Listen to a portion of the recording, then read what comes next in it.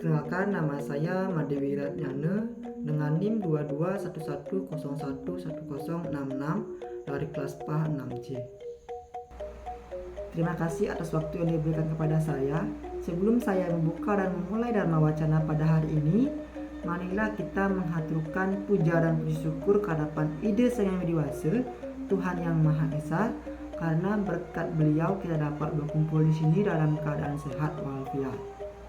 Nah, sebelumnya izinkan saya untuk mengucapkan salam pangasungkara panganjali umat. Om Swastiastu.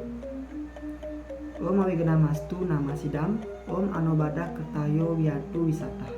Semoga pikiran baik datang dari segala penjuru. Sebelumnya yang saya hormati para sulinggi, para pinandita dan serta tokoh-tokoh agama Hindu lainnya serta umat Hindu sedharma yang saya cintai yang menonton video saya ini. Nah, pendidikan karakter bagi generasi muda Hindu sangat penting untuk memperkuat iman dan serada atau keyakinan mereka terhadap agama. Nah, lemahnya iman dan serada menjadi perhatian utama. Pendidikan karakter ini bertujuan untuk menciptakan generasi muda Hindu yang komponen dan mampu bersaing di era Kaliuga atau era modern. Nah, ilmu pengetahuan berperan penting dalam hal ini seperti yang tulis dalam Bhagavad Gita bab 5 sloka 35. Generasi muda diharapkan terus belajar ilmu pengetahuan, teknologi, agama, sosial dan ilmu lainnya. Masa muda adalah waktu yang tepat untuk mengembangkan intelektualitas. Ajaran susila dalam ajaran Hindu menjadi pedoman penting dalam berperilaku.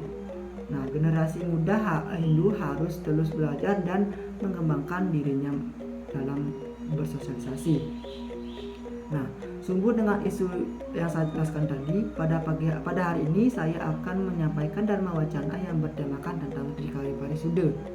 Trikari Parisuddha adalah cikal bakal dalam membentuk karakter bagi generasi muda. Trikari Parisuddha adalah sebuah konsep fundamental dalam ajaran agama Hindu yang memandu kita menuju kesucian dan keharmonisan dalam menjalani hidup. Umat sedharma yang berbahagia, Trikari Parisuddha secara harfiah berarti 3 jenis perbuatan yang suci atau bersih. Nah, konsep ini mengajarkan kita tentang senantiasa untuk menyucikan diri melalui 3 aspek utama dalam kehidupan kita, yaitu yang pertama Kaika Parisuddha atau kesucian dalam perbuatan atau tingkah laku. Nah, ini berarti setiap tindakan yang kita lakukan hendaknya dilandasi oleh dharma, kebaikan, kejujuran, dan kasih sayang.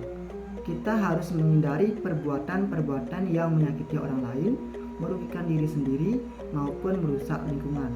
Nah, contoh Kaika Parisuddha dalam kehidupan sehari-hari adalah berkata yang jujur, menolong sesama yang membutuhkan, menjaga kebersihan lingkungan, dan bekerja dengan bersungguh-sungguh. Nah, dalam Bhagavad Gita yang membahas tentang perbuatan atau kaika, salah satunya yang paling mendasar yaitu sering dikutip adalah Bhagavad Gita bab 2 sloka 47 dan terjemahannya berbunyi, engkau berhak melakukan pekerjaan yang telah ditentukan bagimu, tetapi engkau sama sekali tidak berhak atas hasilnya. Janganlah engkau menganggap dirimu sebagai penyebab hasil dari pekerjaan, dan janganlah engkau melekat pada tingkah melakukan pekerjaan. Nah, penjelasan dari terjemahan sloka tadi yaitu sloka ini mengajarkan tentang prinsip dasar karma yoga, yaitu jalan yoga melalui tindakan. Beberapa poin penting yang terkandung dalam sloka tersebut yaitu yang pertama, kewajiban bertindak.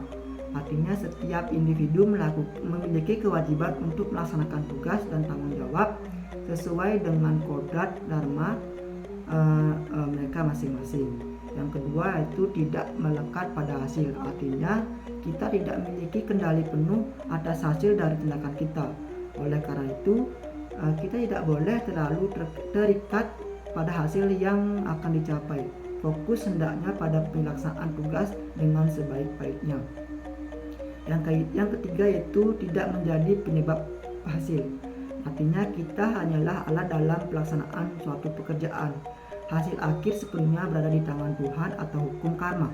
Nah, kesombongan bahwa kita adalah satu-satunya penentu hasil harus dihindari. Yang terakhir yaitu yang keempat, tidak melekat pada kemalasan, yang artinya menghindari tindakan atau tidak melakukan pekerjaan sama sekali juga tidak dibenarkan. Kita harus tetap aktif dalam melaksanakan kewajiban kita. Nah, sloka ini menekankan pentingnya tindakan tanpa pamrih.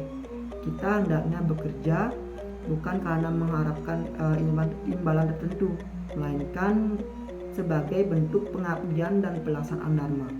Nah, dengan melepaskan keterikatan pada hasil, pikiran kita akan menjadi lebih tenang dan fokus pada proses pelaksanaan tugas kita. Yang kedua yaitu ada wacike parisude atau kesucian dalam perkataan atau ucapan. Nah, setiap kata yang keluar dari mulut kita hendaknya mengandung kebenaran, kesucian, dan memberikan kedamaian. Nah, kita harus menghindari perkataan yang kasar, menyakiti hati, berbohong, menfitnah, atau membicarakan keburukan orang lain. Nah, wacike parisude tercermin dalam ucapan yang sopan, santun, membangun semangat, dan menyejukkan hati. Nah, dalam Bhagavad Gita bab 17 sloka 15 yang terjemahnya berbunyi, perkataan yang tidak menyebabkan kegelisahan, yang benar, menyenangkan, dan bermanfaat serta membiasakan membaca kitab suci Weda, inilah yang disebut antusitas atau tapa dari ucapan.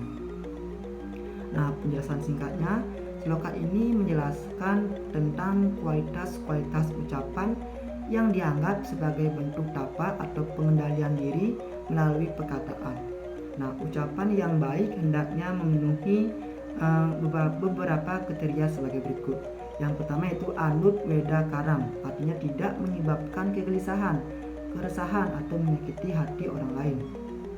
Yang kedua ada satyam, yang artinya benar dan sesuai dengan kenyataan.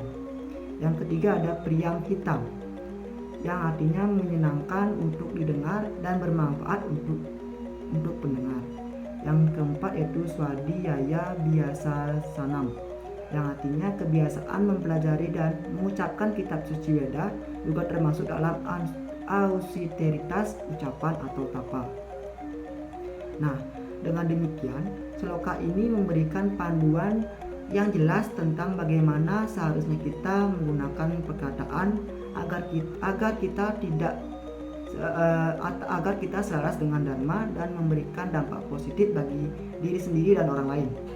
Ini sangat relevan dengan konsep wacike parisude dan trikari parisude, yaitu kesucian dalam perkataan. Bagian yang terakhir yaitu ada manacike parisude atau kesucian pikiran. Nah, aspek ini adalah yang paling mendasar karena segala perbuatan dan perkataan berawal dari pikiran. Nah, kita harus senantiasa menjaga pikiran agar tetap jernih, positif, dan terhindar dari pikiran yang negatif seperti iri, dengki, serakah, dan amarah. Nah, manacike parisude ini dapat diwujudkan melalui meditasi, perenungan, belajar ilmu pengetahuan yang bermanfaat, serta mengembangkan pikiran yang belas asih dan penuh syukur. Dalam Bhagavad Gita yang membahas tentang pikiran atau manacike, salah satunya yang paling terkenal dan relevan adalah Bhagavad Gita bab 5 dan bab 5 sloka 5 dan 6. Nah, sloka 5 yang terjemahnya berbunyi, hendaknya seseorang mengangkat dirinya dengan dirinya sendiri. Janganlah ia merendahkan dirinya sendiri, karena sesungguhnya dirinya sendiri adalah sahabat bagi dirinya sendiri, dan dirinya sendiri pula adalah musuh bagi dirinya sendiri. Asalnya sloka 6 yang berbunyi, bagi dia yang telah menaklukkan dirinya sendiri melalui pikiran, maka dirinya menjadi sahabatnya. Tetapi bagi dirinya yang belum menaklukkan dirinya sendiri, maka dirinya akan bertindak sebagai musuhnya baginya dirinya sendiri. Nah, penjelasannya, sloka ini menekankan betapa pentingnya pengendalian pikiran Nah, pikiran dapat menjadi sahabat terbaik kita jika kita mampu mengendalikan dengan baik, membimbing kita menuju kebaikan dan kemajuan spiritual. Namun jika pikiran dibiarkan liar dan dikendalikan oleh hawa nafsu serta keinginan duniawi, maka pikiran itu sendiri yang akan menjadi musuh yang menghancurkan dirinya kita. Nah, sloka ini mengajarkan tentang menjawab individu dalam mengelola pikirannya. Kita memiliki kekuatan untuk mengangkat diri kita melalui pengendalian pikiran yang positif dan konstruktif. Sebaliknya, jika kita tidak menjerumuskan diri kita ke dalam kesengsaraan, jika membiarkan pikiran dikuasai oleh hal-hal negatif. Selain sloka ini, banyak sloka lain dalam Bhagavad Gita yang secara langsung maupun tidak langsung menyinggung tentang pentingnya mengelola pikiran untuk mencapai kedamaian dan kebijaksanaan. Misalnya sloka-sloka yang membahas tentang yoga atau pengendalian diri, dhyana atau meditasi, dan pentingnya satwam atau kebajikan. Nah, dalam mempengaruhi kualitas pikiran. Umat sedharma yang saya kasihi, Trikarya Parisuddha bukanlah sekedar konsep teoritis, melainkan sebuah pedoman hidup yang harus kita amalkan dalam setiap aspek kehidupan. Nah, dengan senantiasa berusaha menyucikan pikiran, perkataan, dan perbuatan, kita akan mampu mencapai kedamaian batin, menjalin hubungan yang harmonis dengan sesama, serta berkontribusi positif bagi lingkungan sekitar. Nah, mengamalkan Trikarya Parisuddha memanglah tidak mudah. Akan ada tantangan dan godaan yang akan menghadang. Namun dengan keyakinan yang kuat, kesungguhan hati, serta bimbingan dari ajaran agama, kita pasti mampu melangkah setahap demi setahap menuju kesucian diri. Nah, marilah kita jadikan Trikarya Parisuddha sebagai landasan dalam setiap langkah kita. Marilah kita mulai dari hal-hal kecil dalam kehidupan sehari-hari, mulai dari menjaga pikiran yang tetap positif, mengucapkan kata-kata yang membangun, hingga melakukan tindakan yang bermanfaat bagi sesama. Nah, dengan mengamalkan Trikarya Parisuddha, kita tidak hanya menyucikan diri sendiri, tetapi juga turut menciptakan lingkungan yang baik, lebih harmonis dan lebih damai. Inilah wujud bakti kita kepada ide Sang Yang Widiwasa dan kepada sesama umat manusia. Nah, semoga Dharma Wacana ini dapat memberikan pencerahan dan motivasi bagi kita semua untuk senantiasa berupaya meningkatkan kualitas diri melalui pengamalan Trikarya Parisuddha. Akhir kata saya tutup dengan Parama Santi. Om Santi Santi Santi Om.